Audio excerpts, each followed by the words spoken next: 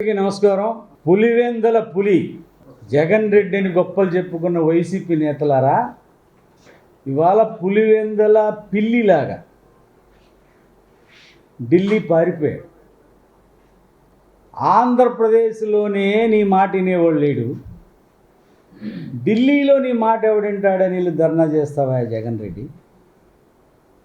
అసెంబ్లీలో కూర్చునే ధైర్యం లేదు. ఎందుకు ధైర్యం లేదంటే, నువ్వు చేసిన పాపాల చిట్ట అసెంబ్లీలోకి వస్తుంది. చంద్రబాబు నాయుడు గారు చెప్తారు, ఆ చెప్పేటువంటి మాటలు వినలేక నీ చెవులో సీసం పూసుకోవాల్సిన పరిస్థితి వస్తుంది. 5 రోజులు అసెంబ్లీ జరిగితే నీ పాపాల చిట్ట 15 గంటలు చదివినా సరిపోలా. ఇవాళ జగన్ రెడ్డి ఒకటి గుర్తుపెట్టుకోవాలి, నీ మీద అసంతృప్తితో ప్రజలు ఓట్లు వేయలా, నీకు భయపడి ఓట్లు వేశారు. అంటే నీ అరాచక పాలనకు వ్యతిరేకంగా ఓట్లు వేశారు. ఇవాళ ప్రజాస్వామ్యం గురించి నువ్వు మాట్లాడుతున్నావు, దెయ్యాలు ఏదాలు వల్లిచ్చినట్లు ఉంది. ప్రజాస్వామ్యం గురించి, 3 సింహాల గురించి, పోలీసులు ఏం పని చేయాలో అనేటువంటి పద్ధతుల్లో నువ్వు మాట్లాడుతుంటే ప్రజలు ఆశ్చర్యపోతున్నారు.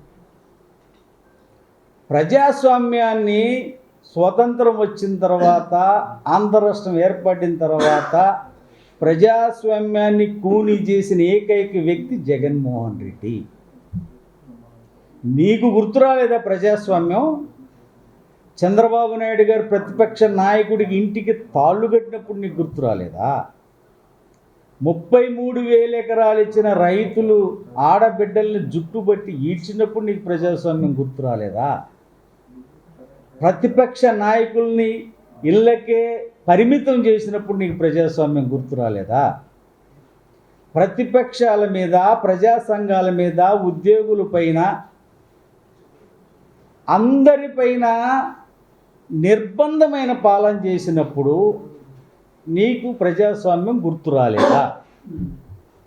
ప్రజాస్వామ్యం అంటే నీకు విలువ తెలియదు. అబద్ధాలు ఆడటంలో మాత్రం నిన్ను మించినోడు ఈ దేశంలో లేడు. ఎందుకు చెప్తా ఉన్నానంటే, 43 మంది డిఎస్పీలను మారిస్తే 38 మంది కమ్మవారని చెప్పావు నువ్వు. అది నమ్మశక్యమైనటువంటి మాట.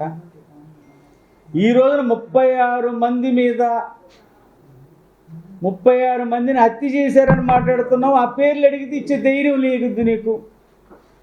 నువ్వు గుర్తుపెట్టుకో జగన్ రెడ్డి, వాళ్ళ అసెంబ్లీలో నీకు కూర్చునే అవకాశం కేవలం 11 మందికే ప్రజలు అవకాశం ఇచ్చారు. 151లో నుంచి 5 పీకేశారు. 11 మంది. ఈ 11 మంది నియోజకవర్గాల ప్రజల హక్కుల గురించి, వాళ్ళ సమస్యల గురించి మాట్లాడవలసిన బాధ్యత నీకుందా లేదా? నాకు ప్రతిపక్షవాదం ఇమ్మంటున్నావు. రాజారెడ్డి రాజ్యాంగంలో అయితే నీకు ప్రతిపక్షవాదం వస్తుంది. బాబాసాహెబ్ అంబేద్కర్ గారి రాజ్యాంగంలో నీకు ప్రతిపక్షవాద రాదు. నీకు ప్రతిపక్షవాద తెలుగుదేశం పార్టీ ఇవ్వటం కాదు, నీకు ప్రజలు ఇవ్వలేదు. 18 మంది అన్న కనీసం ఉంటే నీకు ప్రతిపక్ష హోదా వస్తుంది.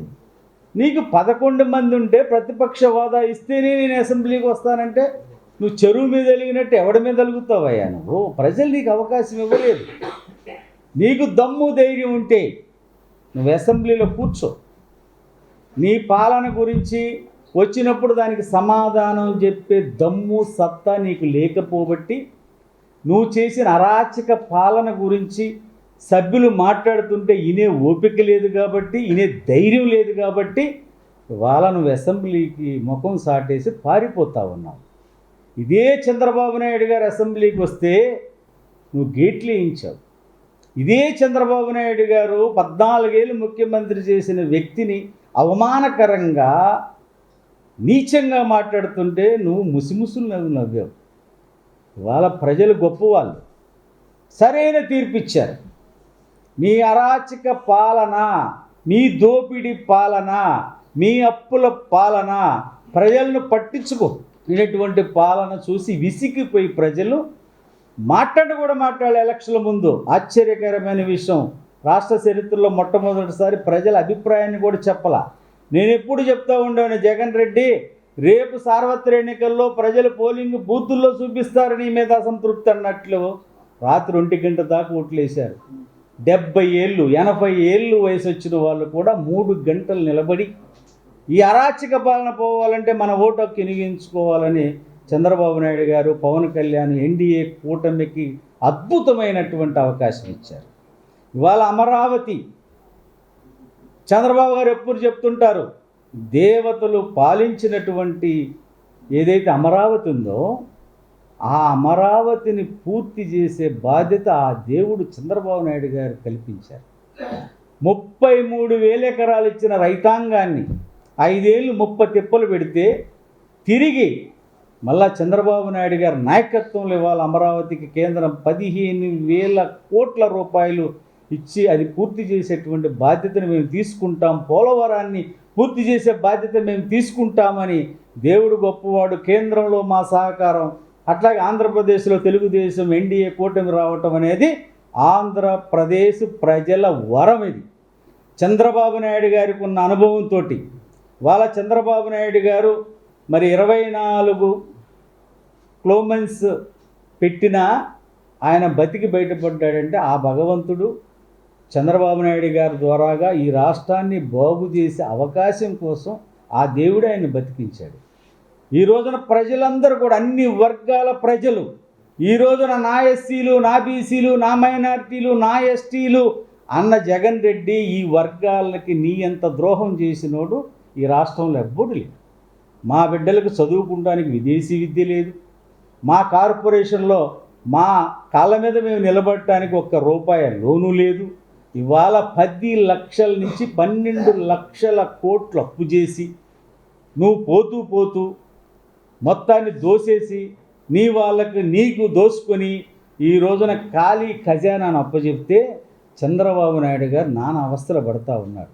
ఈరోజు శ్వేతపత్రాలు ఎందుకు రిలీజ్ చేశారో తెలుసా? జగన్మోహన్ రెడ్డి చేసిన పాపాలు ప్రజలకు తెలియాలి ముందు. ఆ పాపాల నుంచి ఈ రాష్ట్రాన్ని గట్టెక్కించబోతా ఉన్నానని చెప్పడానికి వారి అసెంబ్లీలో అంత సమయాన్ని తీసుకోవాల్సిన పరిస్థితి.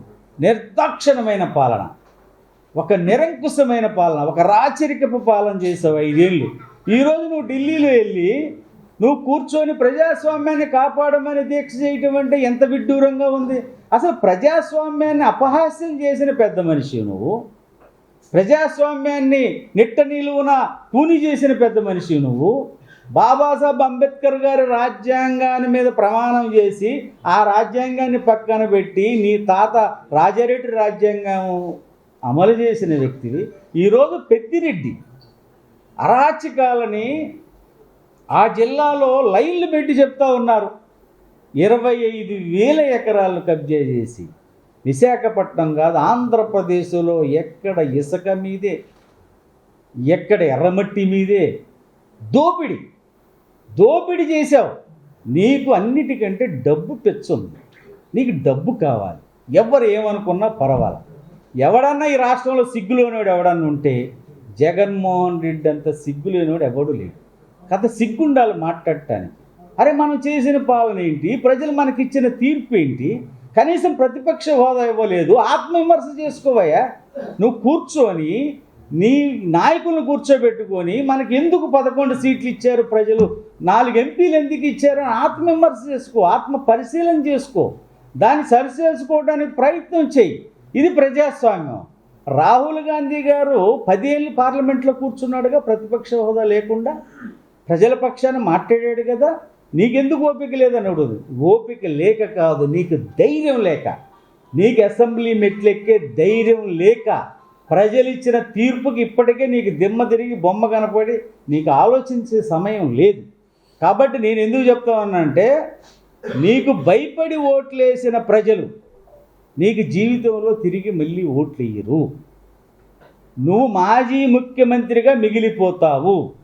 నువ్వు ఏ ముహూర్తాన్ని అన్నావో ఒక్కసారి నాకు అవకాశం ఒక్కసారి అవకాశం ఇవ్వమంటే ప్రజలు నీకు ఒక్కసారే అవకాశం ఇచ్చారు.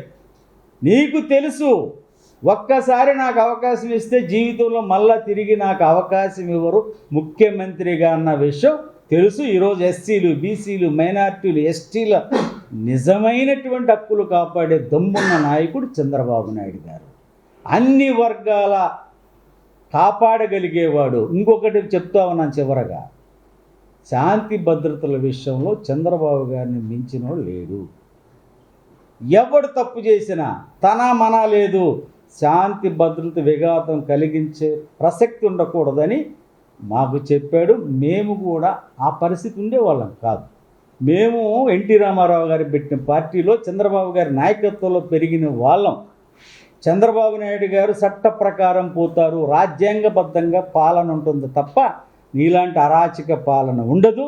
మా నాయకులు కానీ మా కార్యకర్తలు కానీ ప్రజలకు సేవ చేయటానికి ఉన్నారు. పాలకపక్షం అయితే ప్రభుత్వం దృష్టికి తీసుకువెళ్తాం, ప్రతిపక్షం అయితే ప్రభుత్వం దృష్టికి తీసుకెళ్ళడానికి పోరాటం చేస్తాం. అదే మా పాత్ర.